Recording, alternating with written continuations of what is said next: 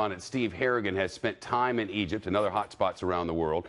This week, we've asked him to report on some of the most dangerous cities here in the United States. And today, he's in Camden, New Jersey, just across from Philadelphia.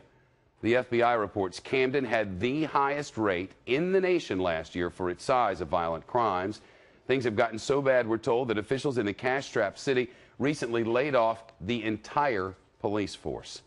You wonder how laying off the entire police force will help at all. Steve Harrigan is live for us in Camden this afternoon. How's it going? Shepard, we heard a lot about counterinsurgency tactics with U.S. forces in Iraq. Now, I didn't think we'd be hearing about counterinsurgency here in New Jersey, but that's exactly what we are hearing. The most troublesome thing about this scene for law enforcement officials in Camden, New Jersey, is not that a man gets shot. It is that after the man gets shot, no one calls the police. People become so conditioned to the sound of gunfire in their neighborhoods, they weren't even calling the police. Now that's scary. In 1 out of 3 shootings in Camden, no one calls police. 170 open-air drug markets draw customers from the suburbs and gunfire from all directions. The police call this street Heroin Highway. The city currently holds 2 records.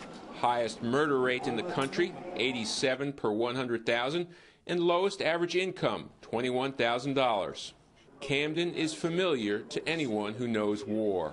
Almost looks like a war zone. I mean, I've seen similar maps in Iraq or Afghanistan where we have these neighborhoods under control. They have these neighborhoods under control.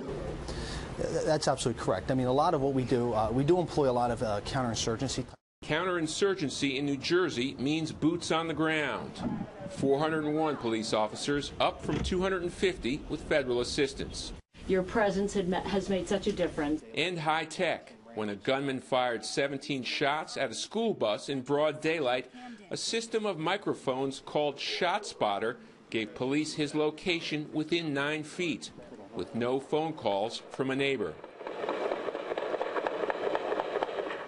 Shepard, 1 out of 5 buildings in Camden is abandoned. The police chief told me if he could just tear down these abandoned buildings, he thinks he could cut the drug trade here in half. Shepard? Anybody? I guess they don't have the money to do that. They don't have the money. They've had a real battle with the police force, too. As you said, they had laid off a number of policemen. The old union, under the old union, the police force, 1 out of 3 policemen each day, on an average day, didn't even show up for work. They are absent. They have a new union now, a lot of younger police force. Huge challenges ahead for the mayor and the police chief here in Camden. Well, we wish them the best. Steve Harrigan in Camden, New Jersey for us. Steve, thanks a lot.